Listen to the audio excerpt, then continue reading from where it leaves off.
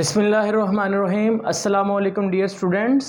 आज की इस वीडियो में बताएंगे आपको MCQs from class 9th biology और सभी चैप्टर्स में से कौन से MCQs इंपॉर्टेंट हैं, एग्ज़ाम्स में आएंगे। बेटा बहुत सारे स्टूडेंट्स जो हैं उनके मार्क्स, मेरे अपने जो स्टूडेंट्स हैं उनका भी ये इशू चल रहा है कि वो ये है कि बेटा उनकी थ्योरी ठीक होती है लेकिन MCQs में आके उनको प्रॉब्लम रहती है। उसकी वजह यह है कि बेटा पहले पॉइंट तो मैं आपको सीधी बात बोलूँगा कि वो ये है कि उन्होंने उन टॉपिक्स को डेप्थ के साथ नहीं किया, अच्छे से नहीं किया, मतलब इस वजह से MCQs में प्रॉब्लम आ सकती है।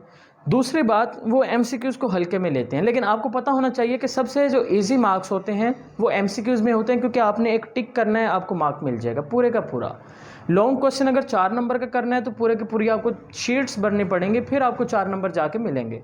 तो इसका बेहतर सोल्यूशन ये है कि आप मैक्सिमम MCQ कैसे मार्क्स ले सकते हैं। तो पहला बेटा मैं सिंपल सोल्यूशन बताऊंगा, वो ये है कि आप लोग अपनी चैप्टर की एक्सरसाइज में जितने भी MCQs हैं वो करें, ठीक है। दूसरी बात, एक YouTube चैनल है हादी बायोलॉजी 20, उसके ऊपर आपकी क्लास 9th बायोलॉजी के हर चैप्टर के MCQs मौजूद हैं और ज़बरदस्त किस्म के MCQs दिए गए हैं। ऐसे ही रफली या रैंडमली MCQ नहीं बनाए गए, बहुत ज़बरदस्त किस्म के हैं। उसको एक बार लाजमी तौर पर सोल्व कीजिएगा। तीसरी बात, अब वो MCQs जो यहाँ पे इंपॉर्टेंट रहने वाले हैं वो मैं आपको बताता हूँ। अब वहाँ पे बेटा जो MCQs है ना, जो चैनल पे बता रहा हूँ, वो फुल चैप्टर के हैं, वो स्मार्ट सिलेबस के अकॉर्डिंग नहीं है। तो मैं अब आपको स्मार्ट सिलेबस के मुताबिक गाइड करता हूँ। बेटा यहाँ से पहला जो MCQ बनेगा वो ये है कि scientific knowledge is a common heritage of humanity is said by doctor Abdul Salam. सबसे पहला MCQ नंबर सेकंड, जो लफ्ज़ बायोलॉजी है ये किस लैंग्वेज का है? आया कि लैटिन लैंग्वेज का है, तमिल का है, हिंदी का है, उर्दू का है या फिर ग्रीक्स का है?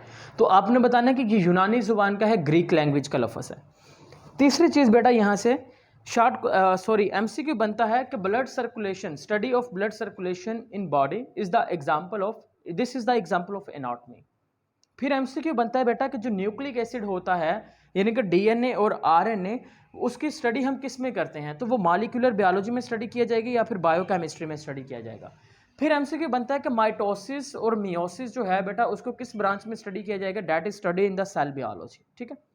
फिर बेटा MCQ आपसे ये बनता है कि study of insect is involved इन, तो आपने बताना है एंटोमोलॉजी। Is that clear? उसके बाद बेटा यहाँ से MCQs बनेंगे आपके पास।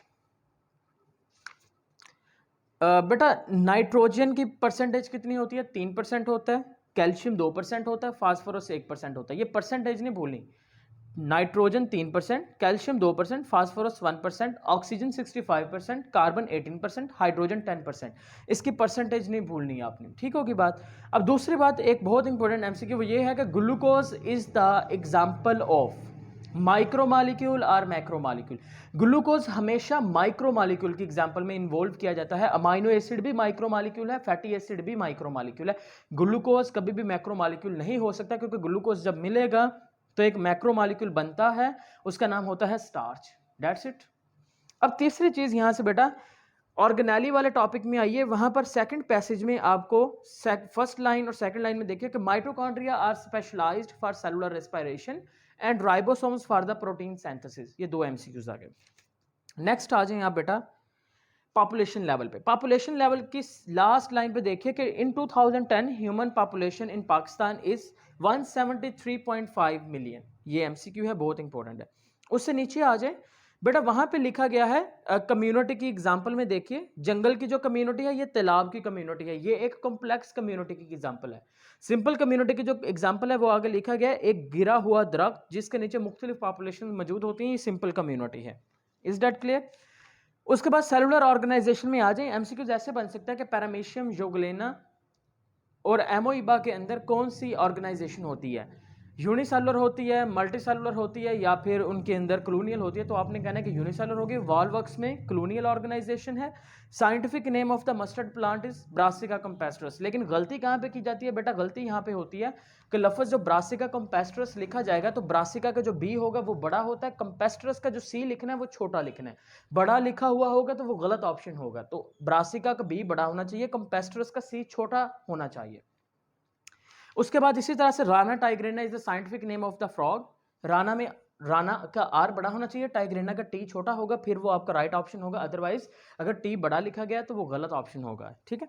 फिर एक और बेटा एमसीक्यू बनता है कि which one is the sexual part of the plant. Only flower, सिर्फ जो फूल होता है वो उसका सेक्सुअल पार्ट होगा, बाकी सारे के सारे वेजिटेटिव पार्ट्स होते हैं। नेक्स्ट चैप्टर पे आ जाएं फटाफट। नेक्स्ट चैप्टर में पहला यहाँ से एमसीक्यू बनेगा। बेटा आपके पास जो क्वांटिटेटिव ऑब्जर्वेशंस हैं उसमें लिखा गया है कि 1 लीटर जो एथानॉल होता है उसका वेट कितना होगा, उसका वेट होगा 789 ग्राम। Is that clear.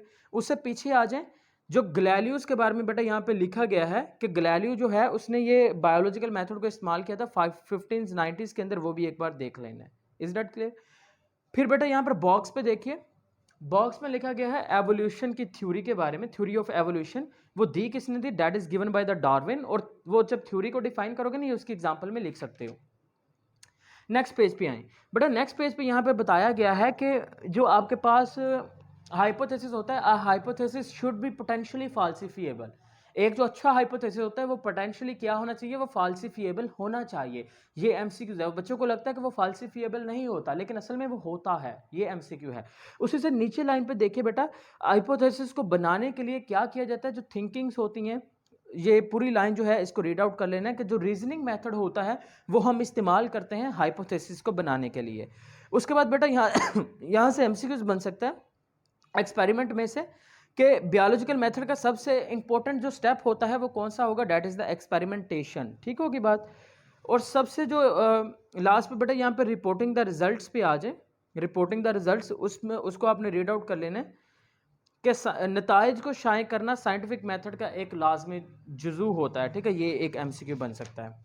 उसके बाद आ जाएं आप थ्योरी के ऊपर, थ्योरी से या फिर नहीं, यहाँ से कुछ भी नहीं बनेगा। नेक्स्ट चैप्टर पे आ जाए। नेक्स्ट चैप्टर में बेटा जहाँ पर बायोडाइवर्सिटी की डिफाइन की गई है, नेक्स्ट चैप्टर जहाँ से स्टार्ट हो रहा है उसकी सबसे पहली लाइन पे एक एमसीक्यू है, ज़मीन पर रहने वाले जानदारों की इकसाम तो कम से कम 1 करोड़ से ज़्यादा हैं, यानी कि 10 मिलियन से ज़ायद किस्म के ऑर्गेनिज्म इस ज़मीन पर पाए जाते हैं। ये एक एमसीक्यू हो गया। दूसरा एमसीक्यू, किसी भी इलाके के तमाम पौधों को इकट्ठा फ्लोरा कहेंगे और किसी भी इलाके के तमाम एनिमल्स को इकट्ठा फाना कहते होते हैं। तीसरा चौथा एमसीक्यू आपके पास आ गया कि डियर स्टूडेंट, जो सबसे ज़्यादा स्पीशीज़ होती हैं, वैराइटीज़, वो किस रीजन में होंगी, वो ट्रॉपिक्स रीजन में होती हैं, गर्म इलाकों में मौजूद होती हैं। Is that clear.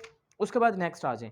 नेक्स्ट बेटा आए क्लासिफिकेशन एम्स एंड प्रिंसिपल। वहाँ पे सेकंड लाइन पे देखें 15 लाख और 1.5 मिलियन से ज़ायद किस्म के एनिमल्स और 0.5 मिलियन या 5 लाख से ज़ायद किस्म के पौधे डिस्कवर हो चुके हैं। ये एमसीक्यू है। उसके बाद नेक्स्ट आ जाएं बेटा सीधा टैक्सोनॉमी हायरार्की के ऊपर। यहाँ से एमसीक्यूज ये बनता होता है बेटा, यहाँ से एमसीक्यूज बनते हैं।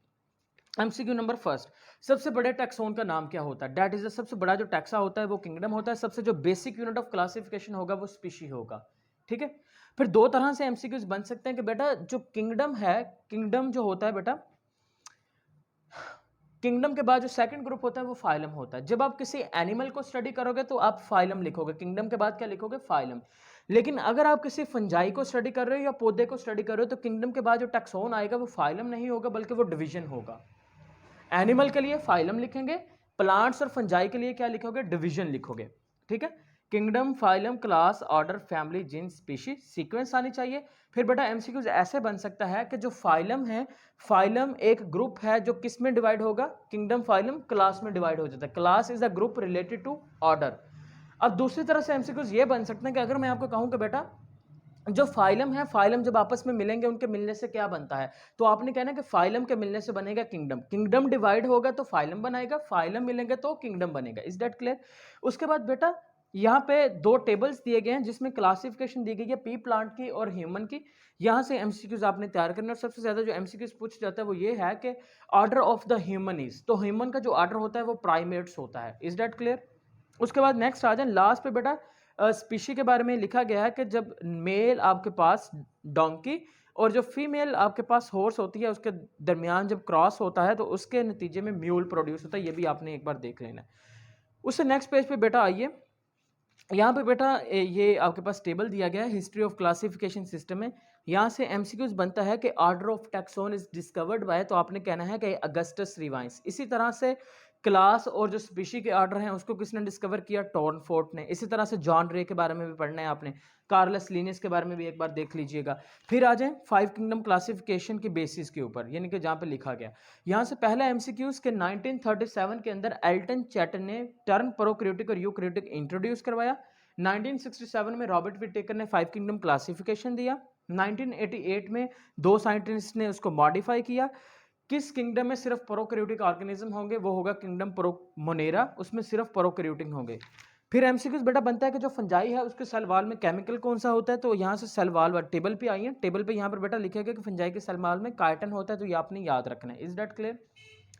फिर बेटा बाइनोमियल नोमेनक्लेचर में आ जाए, वहाँ से बेटा लास्ट पे जो आपके पास इंपॉर्टेंस है उसमें आए।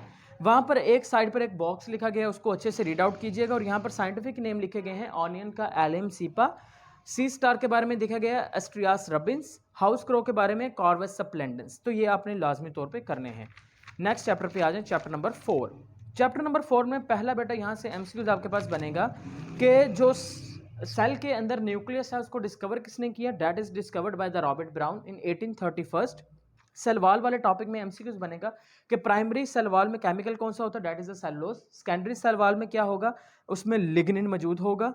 फंजाई के सेल वॉल में काइटिन होगा। प्रोकैरियोट्स के सेल वॉल में होगा पेप्टाइडोग्लाइकन। ये एमसीक्यूज हैं सारे के सारे।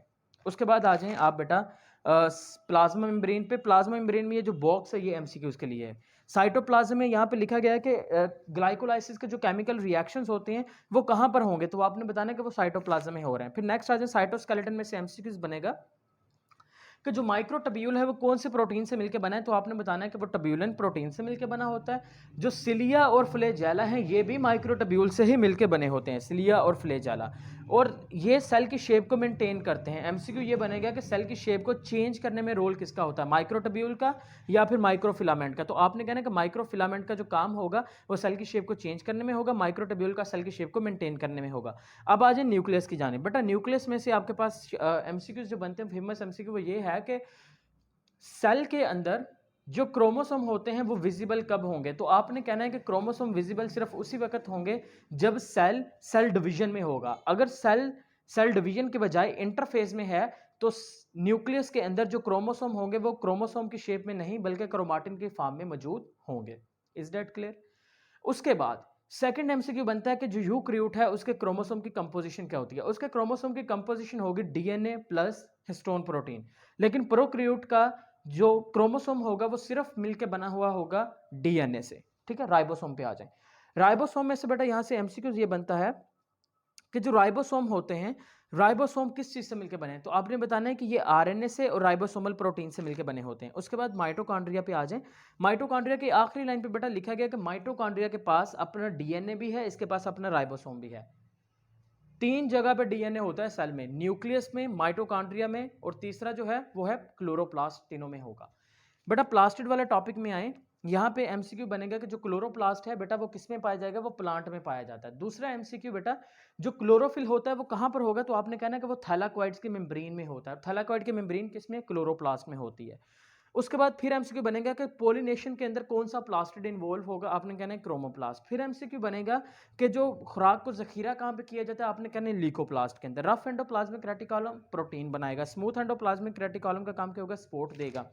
फिर आ जाए बेटा गोल्जी अपरेटस में यहाँ पे बताया गया कि जो कैमिलो गोल्जी था उसको नोबेल प्राइज मिला था 1906 के अंदर। और लाइसोसोम में यहाँ पे डिडव के बारे में बताया गया कि 1974 के अंदर इसको भी नोबेल प्राइज मिला था। उससे नेक्स्ट आ जाए सेंट्रियूल्स वाला टॉपिक में एमसीक्यूज ये बनेगा कि एक जो सेंट्रियूल होगा वो 9 माइक्रोटब्यूल से मिलकर बना होता है, ट्रिपलेट्स ऑफ 9 माइक्रोटब्यूल्स, ये चीज़ याद रखनी है। और बेटा ये क्या होता है कि सेंट्रियूल्स कहाँ पर पाए जाते हैं? ये न्यूक्लियस की जो बाहर वाली न्यूक्लियर इन्वेलप होती है ना उसके साथ सेंट्रियूल्स पाए जाते हैं।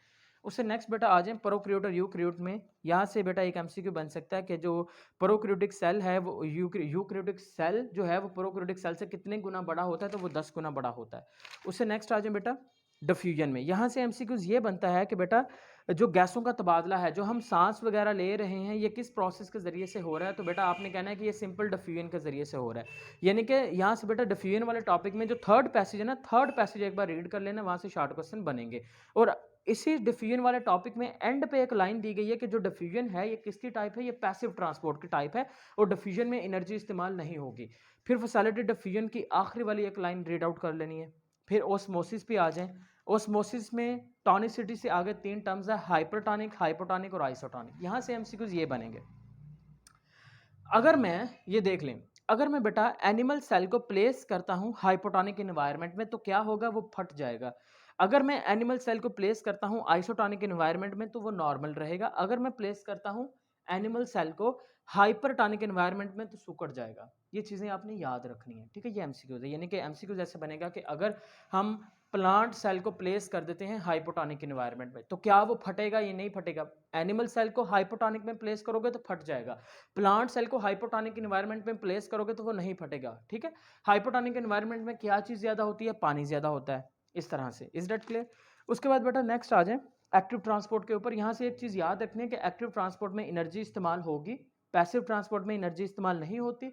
डिफ्यूजन और फैसिलिटी डिफ्यूजन किसकी टाइप है? ये पैसिव ट्रांसपोर्ट की टाइप है। अब आप आ जाएं एक्टिव ट्रांसपोर्ट में। बेटा यहाँ पर सोडियम पोटाशियम पंप मैकेनिज्म लिखा गया है। यहाँ से बेटा आप एक चीज़ पढ़ लें, सेकंड पैसेज में लाइन नंबर आप थर्ड के लास्ट पे आएँ। एक रेस्टिंग नर्व इम्पल्स, जब एक नर्व इम्पल्स रेस्ट की हालत में होती है तो पंप सेल के अंदर जो होगा बेटा, तो जो नर्व इम्पल्स होगी जब एक न्यूरॉन में नर्व इम्पल्स नहीं गुजरे उस वक्त उस न्यूरॉन के अंदर वाली साइड पर जिस आयन की कंसंट्रेशन होगी वो पोटाशियम की होगी और सोडियम के आयंस की जो कंसंट्रेशन होगी वो बाहर वाली साइड पर होगी। इसको यानी कि आपने एक बार रीड आउट कर लेना, ये आपने याद रखना है। फिर बेटा यहाँ से एक एमसीक्यू बनता है एक्सोसाइटोसिस के आखिर पे। देखिए ज़रा बेटा, एक्सोसाइटोसिस में लिखा गया है कि इस अमल से सेल मेम्ब्रेन में नई मेम्ब्रेन का इजाफा होता है। सेल मेम्ब्रेन में नई मेम्ब्रेन का इजाफा किस प्रोसेस में होगा? एक्सोसाइटोसिस में। और एंडोसाइटोसिस में इजाफा नहीं होगा बल्कि सेल मेम्ब्रेन लॉस होती चली जाएगी। फाइनली चैप्टर नंबर 5 पे आ जाएं। चैप्टर नंबर 5 में पहला एमसीक्यू बनेगा कि आपके पास जो इंटरफेस है वो सेल साइकिल का कितने % हिस्सा बनाता है? वो 90% हिस्सा बनाएगा। एमसीक्यू नंबर सेकंड बेटा, जो सेल ऑर्गेनेलिज हैं जैसे कि माइटोकॉन्ड्रिया, राइबोसोम, ये किस फेज में डबल हो जाएंगे? G1 फेज में, S फेज में, G2 फेज में। आपने कहना है G1 फेज में। क्रोमोसोम्स के नंबर्स डबल कहां पर होंगे? S फेज के अंदर डबल हो जाएंगे। Is that clear? उसके बाद बेटा माइटोसिस पे आ जाए। बॉक्स में लिखा गया है कि बेटा जो सोमैटिक सेल्स होते हैं, सोमैटिक सेल्स कैसे डिवाइड होंगे? आपने कहना माइटोसिस से। जर्म लाइन सेल्स कैसे डिवाइड होंगे? मियोसिस से डिवाइड हो जाएंगे। माइटोसिस डिस्कवर किसने किया? वाल्डर फ्लेमिंग ने डिस्कवर किया। माइटोसिस में नंबर ऑफ क्रोमोसोम सेम रहते हैं? बिल्कुल सेम रहते हैं, ठीक है। उसके बाद बेटा यहाँ पर आ जाएं आप लोग के एमसीक्यूज बनेगा कि स्पिंडल फाइबर किस फेज में बनते हैं? तो आपने कहना है प्रोफेज में बनेंगे, ठीक है। क्रोमोसोम विजिबल किस फेज में होंगे? आपने कहना है प्रोफेज में होंगे। न्यूक्लियस के डिवीजन को क्या कहेंगे? कैरियोकाइनेसिस कहेंगे। साइटोप्लाज्म के डिवीजन को क्या कहेंगे? साइटोकाइनेसिस कहेंगे।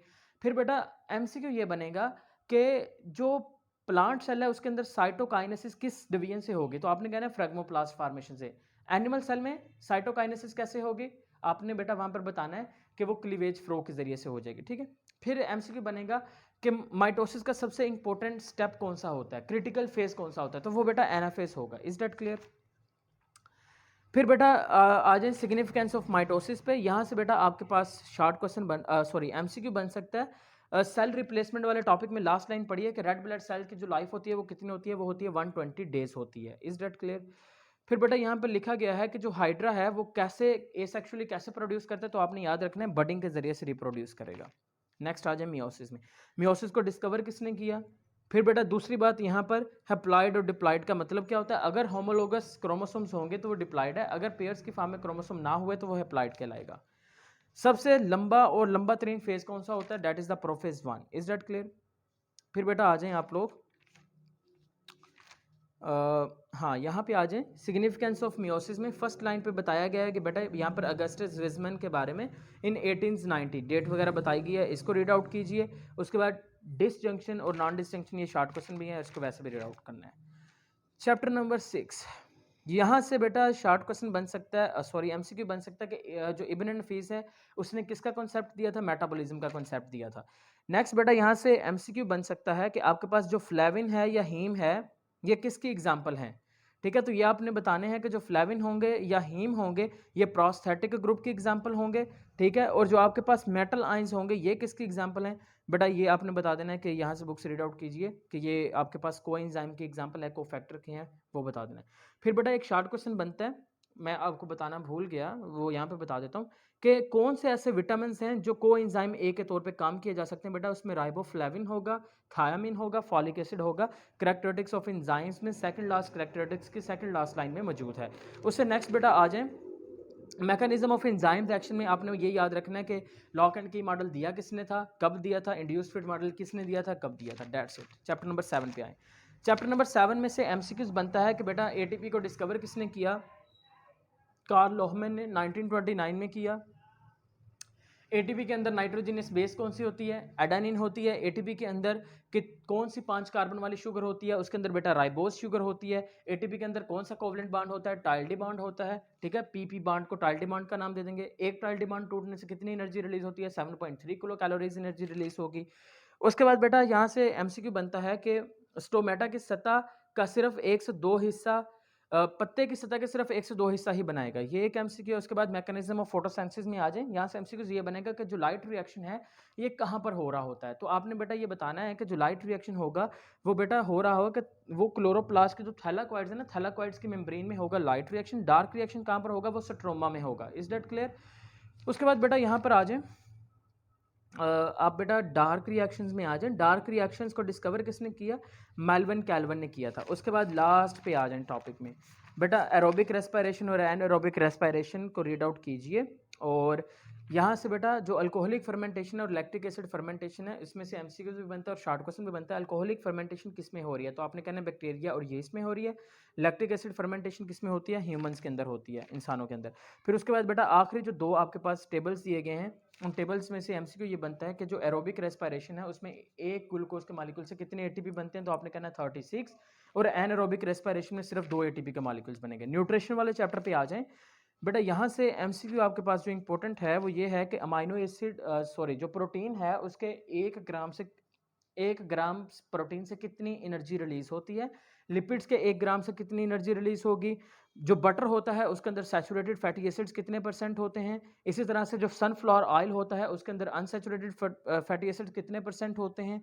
ठीक है। उसके बाद ग्लूकोज, माल्टोज, गैलेक्टोज, लैक्टोज ये किसकी एग्जांपल है? ये कार्बोहाइड्रेट की एग्जांपल है। उसके बाद बेटा विटामिन के टेबल पे आ जाएं। यहाँ पर बेटा आपसे पूछा जा सकता है कि जो स्कर्वी है ये किस विटामिन की कमी की वजह से होता है? तो आपने कहना है कि विटामिन सी की कमी की वजह से होता है, ठीक है। डाइटरी फाइबर्स पे आ जाएं। डाइटरी फाइबर्स में इनसोलुबल और सोलुबल डाइटरी फाइबर्स हैं। यहाँ से बेटा आपने याद रखना है कि जो सोलुबल डाइटरी फाइबर्स होते हैं वो कोलेस्ट्रॉल लेवल को कंट्रोल करेंगे। जो इनसोलुबल डाइटरी फाइबर्स होते हैं बेटा वो कॉन्स्टिपेशन को कंट्रोल करते हैं, ठीक है। जो वाटर होता है वो 60% होता है बॉडी में। नेक्स्ट आते जाएँ। नेक्स्ट बेटा यहाँ से आ जाएँ आप लोग, यहाँ से बेटा एमसीक्यूज बनता है कि जो कार्बोहाइड्रेट की सेमी डाइजेशन है वो कहाँ पर होती है? तो वो ओरल कैविटी में हो जाएगी, ठीक है। प्रोटीन की सेमी डाइजेशन स्टमक में होगी। लिपिड्स की डाइजेशन स्मॉल इंटेस्टाइन का पहला पोर्शन ड्यूडेनम में होगी। कंप्लीट डाइजेशन कहाँ पर हो रही है? स्मॉल इंटेस्टाइन में हो रही है। एंटीपेरिस्टालसिस से क्या होगा? वॉमिटिंग होगी। ऑसोफेगस की लेंथ कितनी होती है? 25 सेंटीमीटर होती है। काइम कहाँ पर बनता है? काइम आपके पास स्टमक में बनेगा। बोलस कहाँ पे बनेगा? ओरल कैविटी में बनेगा। मैस्टिकेशन कहाँ पर हो रही है? ओरल कैविटी में हो रही है। Is that clear? उसके बाद बेटा यहाँ से आपके पास बन सकता है स्मॉल इंटेस्टाइन की लेंथ वगैरह, ये आपने बता देना है। और अब्जॉर्प्शन का प्रोसेस कहाँ पर हो रहा है स्मॉल इंटेस्टाइन के किस पोर्शन में? तो आपने बताना है कि इलियम में हो रहा है। फिर बेटा यहाँ से एमसीक्यू बनेगा कि विटामिन जो के है वो लार्ज इंटेस्टाइन के किस पार्ट में होते हैं बनते हैं? तो आपने कहना कॉलोन के अंदर बनेंगे। लार्ज इंटेस्टाइन का सबसे लंबा पोर्शन भी कॉलोन है। विटामिन के भी वहीं पर बनेंगे, बैक्टीरियाज भी वहीं पर होते हैं। फिर नेक्स्ट आ जाए अपेंडिक्स। ये बॉक्स में दिया गया, ये शॉर्ट क्वेश्चन है, इंपॉर्टेंट शॉर्ट क्वेश्चन है, इसको कर लें। लीवर वाले टॉपिक में लिवर का पहले तो आप वेट करें 1.5 किलोग्राम होगा। सेकंड चीज़ बेटा वहाँ पर दिया गया गाल ब्लैडर। गाल ब्लैडर की लोकेशन लाजमी करनी है कि जिगर की निचली यानी कि वेंट्रल साइड पर और राइट साइड के एक लोब जो होगा वहाँ पर गाल ब्लैडर मौजूद होगा। डीएमिनेशन किसका काम होता है? लीवर का होगा। पुराने रेड ब्लड सेल को तोड़ने का काम किसका होगा? आपके पास लीवर का होगा। लास्ट चैप्टर पे आ जाए। लास्ट चैप्टर में बेटा सबसे पहला आपके पास जो एमसीक्यू बन सकता है यहाँ से वो आप आ जाएं आगे। ये सारे थ्योरेटिकली टॉपिक्स हैं। वो ये बनेगा कि जो खुराक है वो कहाँ पे स्टोर की जाती है। जो पत्ता है वो सोर्स है या सिंक है, ठीक है। जो लीव होता है तो आपने बताना है कि लीव में खुराक बनती है इसलिए वो सोर्स है, रूट्स में खुराक स्टोर की जाएगी इसलिए वो सिंक है। फिर ब्लड पे आ जाएं। ब्लड हमारी बॉडी का औसतन 1/12 पार्ट होता है, 5 लीटर हमारी बॉडी के अंदर ब्लड होता है, ठीक है। और इसके अंदर 55% प्लाज्मा होता है और 45% ब्लड सेल्स होते हैं। ब्लड की पीएच कितनी होती है? 7.4 नॉर्मल पीएच होती है, ठीक है। उसके बाद आ जाए बेटा ये टेबल पे बताया गया कि वाइट ब्लड सेल फी मौकब मिलीमीटर में कितने होंगे? 7500। इसी तरह से प्लेटलेट्स के नंबर भी दिए गए, रेड ब्लड सेल के भी दिए गए, इसको एक बार आपने पढ़ लेना है बेटा। उसके बाद आ जाएं हार्ट वाले टॉपिक में। हार्ट में बनेगा कि ह्यूमन हार्ट का सबसे जो स्ट्रॉन्गेस्ट चैम्बर का होता है वो कौन सा होता है? तो आपने कहना है कि लेफ्ट वेंट्रिकल। उसकी थिकनेस कितनी होती है? 0.5 इंचेस होती है, ठीक है। फिर यहाँ से एमसीक्यूज बन सकता है कि जो आपके पास बाइकस्पिड वाल है, ट्राइकस्पिड वाल है, ये कहाँ पर पाए जाते हैं, ठीक है। फिर बेटा आ जाए यहाँ पर आप लोग, यहाँ पर एक डायग्राम है जिसमें आर्टेरियल सिस्टोल का ड्यूरेशन दिया गया है, वेंट्रिकुलर सिस्टोल का और कार्डियल डायस्टोल का ड्यूरेशन दिया गया है, ये आपने करना है। उसके बाद बेटा यहाँ पर बताया गया है कि 66 ईयर्स की एज में हमारा जो ह्यूमन हार्ट है वो कितनी बार धड़केगा? 2.5 मिलियन टाइम। और जो फीमेल होती है उसमें ये कितने टाइम बीट करता है? 1 मिनट में। और इसी तरह से जो हार्ट है उसका वेट कितना होता है, ठीक है। नेक्स्ट आ जाए टेबल पे आर्टरीज वाले में। बेटा यहाँ से ये बनेगा कि कौन सी वो ब्लड वेसल्स होती हैं जिसके अंदर वाल्स वगैरह मौजूद नहीं होते, ये आपने कर लेना है, ठीक है। वाल्स जिसमें मौजूद होते हैं तो बेटा आपके पास वेन्स में वाल मौजूद होते हैं, बाकियों में नहीं होते, ठीक है। लास्ट पे आ जाएं आखिरी दो टॉपिक्स। इन आखिरी दो टॉपिक्स में से बेटा ज़्यादा कुछ नहीं बनता, लेकिन इनके आखिर पे जो दिया गया ना 28 सितंबर के बारे में लिखा गया है। उसके बाद बेटा आखिर पे एक जो पैसेज दिया गया है टेबल की फॉर्म के अंदर, ब्लॉक की फॉर्म के अंदर, बॉक्स की फॉर्म के अंदर, वो आपने रीड आउट कर लेना है और एक्सरसाइज वाले एमसीक्यूज रीड आउट कर लेने हैं। और बेटा अगर आप ये एमसीक्यूज कर लेते हैं, ट्रस्ट मी आपके एमसीक्यूज हो जाएंगे। होप सो आपको इस वीडियो से फ़ायदा होगा। बेटा इस वीडियो को सिर्फ अपने फ्रेंड्स के साथ लाजमी शेयर करना है, ठीक है। अपने फ्रेंड्स के साथ शेयर कीजिए ताकि उनका भी फ़ायदा हो सके। सो होप सो बेटा आपको ये लेक्चर अच्छा लगा। अल्लाह हाफिज़ एंड स्टे कनेक्टेड।